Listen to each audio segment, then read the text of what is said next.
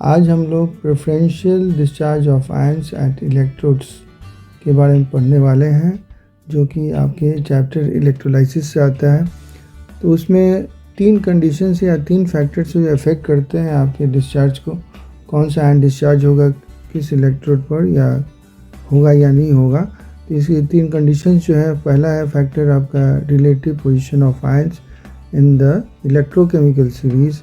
दूसरा आपका है relative concentration of the ions and third है नेचर ऑफ द इलेक्ट्रोड्स। तो हम अभी जो पढ़ने वाले हैं तो वो है relative position of the ions in the electrochemical series. और आप यहाँ पे एक इलेक्ट्रोकेमिकल सीरीज देख रहे हैं जिसका प्रेफरेंस दिया गया है कि ये वाले जो हैं ये सब हैं, ये ज़्यादा प्रेफरेंस पाएंगे इनके तुलना में। माने ये अगर ये दोनों आपको कैटायंस मिलते हैं सॉल्यूशन में तो ये डिस्चार्ज होंगे, ये कैथोड पर डिस्चार्ज होंगे और ये नहीं होंगे, ये आयंस के रूप में ही रहेंगे। सिमिलरली अगर हम एनायंस के ग्रुप में देखें तो ये सारे जो है ये डिस्चार्ज होंगे, ये प्रेफरेंस नहीं पाएंगे। तो प्रेफरेंशियल में क्या होता है, नीचे वाले जो कहने मतलब जो डिस्चार्ज विथ मैक्सिमम ईज हो सकते हैं वही प्रेफरेंस पाते हैं, और जिनकी रिएक्टिविटी ज़्यादा होती है उनको हम प्रेफरेंस नहीं देते हैं in the relative position of electrochemical series while discharging in electrolysis. ठीक है, तो अब हम कुछ एग्जाम्पल देखते हैं तो पता चलेगा क्या कहना चाहते हैं हम। ओके, अब हम लोग देखते हैं relative position of ions in electrochemical series का एक एग्जाम्पल। तो यहाँ पे आप देख पा रहे हैं क्या है, कॉपर सल्फेट सॉल्यूशन है। सॉल्यूशन मीन्स वाटर के साथ है ये। तो कौन कौन से कैटायंस होते हैं यहाँ पे, तो Cu2 प्लस कैटायंस है और H प्लस कैटायंस इस सॉल्यूशन में है। और एनायंस कौन कौन से हैं, तो आपके SO4 2 माइनस एनायन है और उसके बाद एक एनायन है आपका OH माइनस। अब देखिए इन दोनों में किसको प्रेफरेंस मिलेगी। तो इलेक्ट्रोकेमिकल सीरीज हमने देखा तो उसमें देखा कि ये नीचे था तो इसको प्रेफरेंस मिलेगी आपको डिस्चार्ज होने के लिए। तो यहाँ पे आप देख पा रहे हो कि यहाँ पे Cu आयंस है और H आयंस है, लेकिन H आयन को प्रेफरेंस नहीं मिलेगी, Cu आयंस को प्रेफरेंस मिलेगी यहाँ पे। और ये लोग कहाँ आएंगे, कैथोड पे आएंगे। कहाँ आएंगे, कैथोड, जो कि नेगेटिव आपका ये इलेक्ट्रोड है। अब यहाँ पे ये जो कैथोड पे आया, कौन आया, तो ये आपका कॉपर का जो आयन था वो आया यहाँ पे। तो 2 प्लस आया, वो क्या करता है 2 इलेक्ट्रॉन लेगा यहाँ पे और अपने को न्यूट्रल बना देगा, यानी कि मेटालिक कॉपर बन जाएगा। जबकि अब इन दोनों के बीच में देखा जाए तो हमने देखा था ये नीचे था तो इसको प्रेफरेंस मिलेगी। तो यहाँ पे देखिए ये है सारे का सारा, देखिए यहाँ पे ये SO4 3 को, लेकिन नहीं चांस मिलेगा चांस इसको OH को। तो एनोड पर क्या होता है कि OH आता है और OH आकर वो यहाँ पे इलेक्ट्रॉन देता है, एक इलेक्ट्रॉन देकर वो बन जाता है OH। लेकिन OH तो कुछ होता नहीं है, इसलिए वो वेट करता है एक और OH डिस्चार्ज होने के लिए, और 2 OH जब डिस्चार्ज हो जाते हैं तब बनता है H2O एंड एक O बनता है।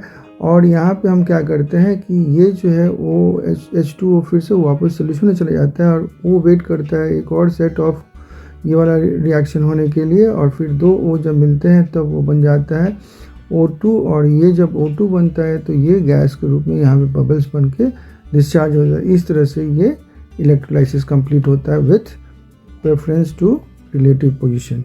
ओके, अब हम लोग देखते हैं कि रिलेटिव कॉन्सेंट्रेशन ऑफ आयंस का क्या इफेक्ट पड़ता है इलेक्ट्रोलाइसिस पर। तो यहाँ पे आप देखिए क्या लिया गया है, इलेक्ट्रोलाइट NaCl लिया गया है सोल्यूशन में, लेकिन ये याद रखिए ये कॉन्सेंट्रेटेड है। तो ये कॉन्सेंट्रेट बहुत ज़्यादा मात्रा में है और उसके संग सोल्यूशन है तो वाटर भी है। तो NaCl लिया गया है Cl, और क्या लिया गया, वाटर लिया गया है। ठीक है, ये तो आपको समझ में आ गया। तो कैटायंस क्या क्या है, तो देखा जाए Na प्लस कैटायन है और H प्लस कैटायंस इस सोल्यूशन में है। और एनायंस क्या है, तो Cl माइनस है एंड OH आपका माइनस है। तो ये कैटायंस और एनायंस तो मिल गए हमको। यहाँ पे डिस्चार्ज कहाँ पे होगा ये भी बता दें। तो ये यहाँ पे कैथोड है, माइनस इलेक्ट्रोड, और ये एनोड है जो प्लस इलेक्ट्रोड है।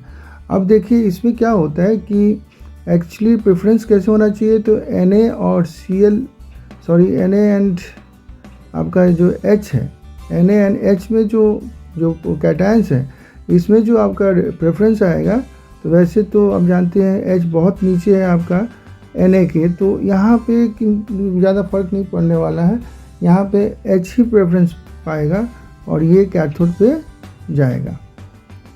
कौन जाएगा? H जाएगा और जाकर क्या करेगा, वहाँ पे इलेक्ट्रॉन लेगा और बन जाएगा H, और फिर एक और H को जब मिलेगा तो वो H2 बना देगा और हाइड्रोजन गैस इवॉल्व होगा एट द कैथोड।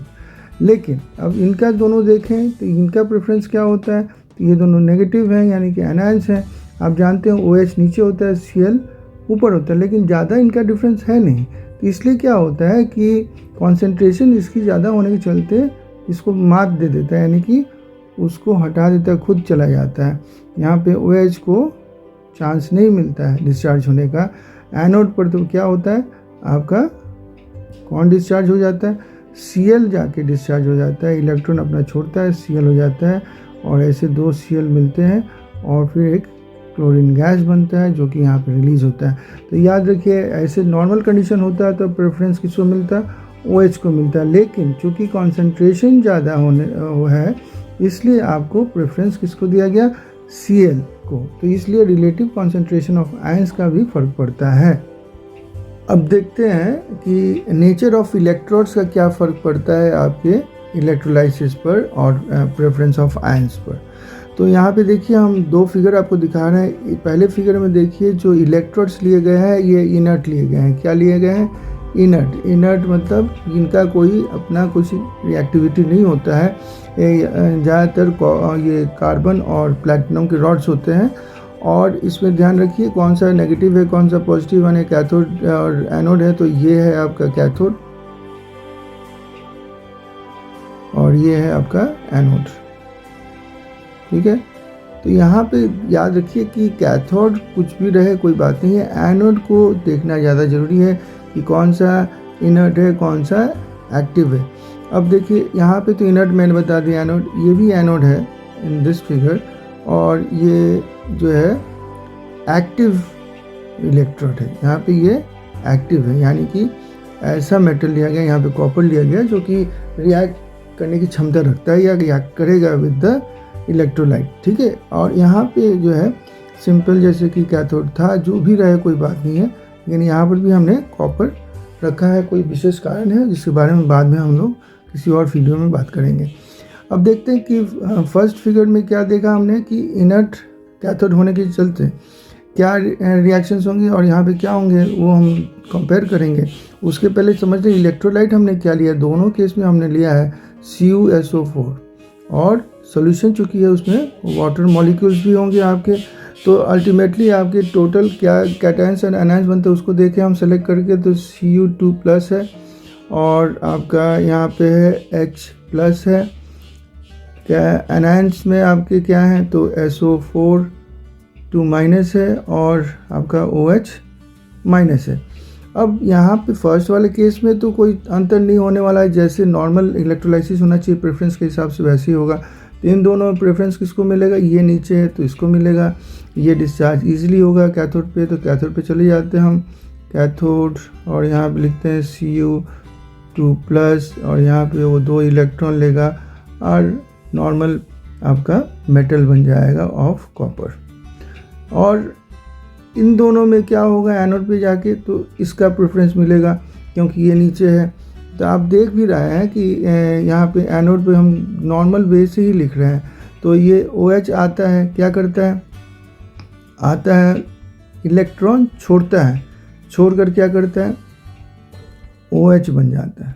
OH बनने के बाद ऐसे 2 OH मिलते हैं और क्या करते हैं मिलकर H2O और O छोड़ते हैं, जो H2O फिर से वापस सोल्यूशन हो जाता है। ये जो एटॉमिक वो है ये वेट करता है for another set of reaction और फिर एक और एटम जब आता है तो मॉलिक्यूलर ऑक्सीजन बन के ये यहाँ से बबल आउट हो जाता है in form of gaseous oxygen.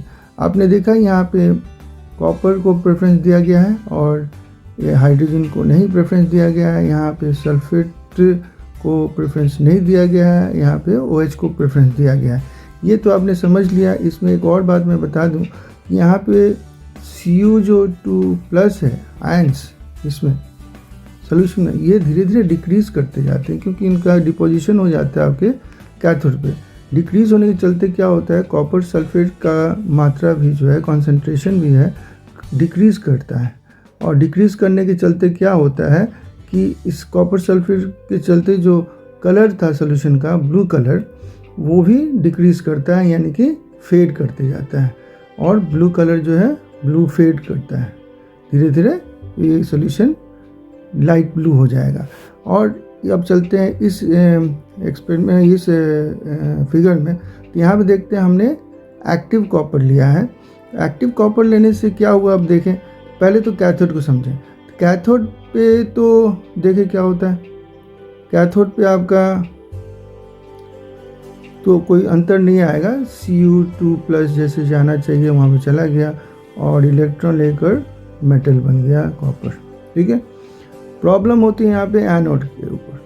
यहाँ पे क्या होगा, यहाँ पे तो दो आपके ये जो आयंस हैं SO4 और आपके OH, SO4 एंड OH जो हैं ये इस तरफ आए थे और Cu और H इधर आए थे, तो Cu तो डिपॉजिट हो गया। SO4 एंड OH में क्या होता है, अब किसको प्रेफरेंस देगा, एनोड।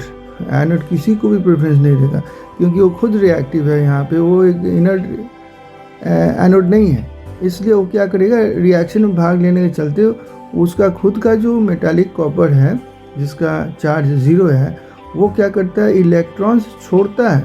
इलेक्ट्रॉन्स छोड़ेगा और कितने इलेक्ट्रॉन छोड़ेगा पर कॉपर एटम पकड़ लिया मॉलिक्यूल, वो पर एटम छोड़ेगा 2 इलेक्ट्रॉन और बन जाएगा क्या, Cu2+, और ये आयनिक फॉर्म में होगा, आयन हो जाएगा। और ये आयन बन के क्या करेगा, एक्चुअली क्या होता है कि देखिए यहाँ पे Cu जो है जैसे जैसे यहाँ पे डिपॉजिट होते हैं तो SO4 जो है तो डिस्चार्ज तो हो नहीं रहे हैं, तो ये खाली पड़ जाते हैं और इनके साथ फिर ये ज्वाइन करता है कॉपर और कॉपर सल्फेट बनाता है, यानी कि ये सोल्यूशन में फिर से कॉपर को दे देता है। जितना यहाँ पे निकलता है कॉपर सोल्यूशन से, उतना कॉपर यहाँ पे सोल्यूशन में दे दिया जाता है। इससे होता क्या है, रिजल्ट क्या निकलता है, ये निकलता है कि कॉपर का यहाँ पे जो आयन का जो कॉन्सेंट्रेशन है वो सेम रह जाता है इन द सोल्यूशन, और इस तरह से कॉपर सल्फेट जो है उसका कॉन्सेंट्रेशन भी सेम रह जाता है और ब्लू कलर यहाँ पे फेड नहीं करता, वो सेम रह जाता है कलर। यानी कि अगर आपका जिस कलर का होगा, लाइट ब्लू नहीं होगा, सेम होगा, इट डज़ नॉट फेड, हाँ, इट डज़ नॉट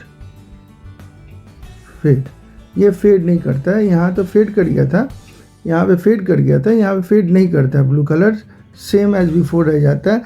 ये था हमारा नेचर ऑफ इलेक्ट्रोड्स का प्रभाव। क्या हमने देखा कि कैथोड पर तो कोई इफेक्ट नहीं पड़ा, ठीक है, लेकिन एनोड पर देखिए यहाँ पे 2 आपके ऐसे आयंस थे जो डिस्चार्ज होने वाले थे एनोड पे। तो पहले वाले तो नॉर्मल केस में आपको OH डिस्चार्ज हो गया, यहाँ पे देखिए एनोड ना ही SO4 को डिस्चार्ज किया है ना OH को डिस्चार्ज किया है, बल्कि खुद रिएक्शन में भाग लिया है और मेटालिक कॉपर को वो आयनिक कॉपर में चेंज किया है।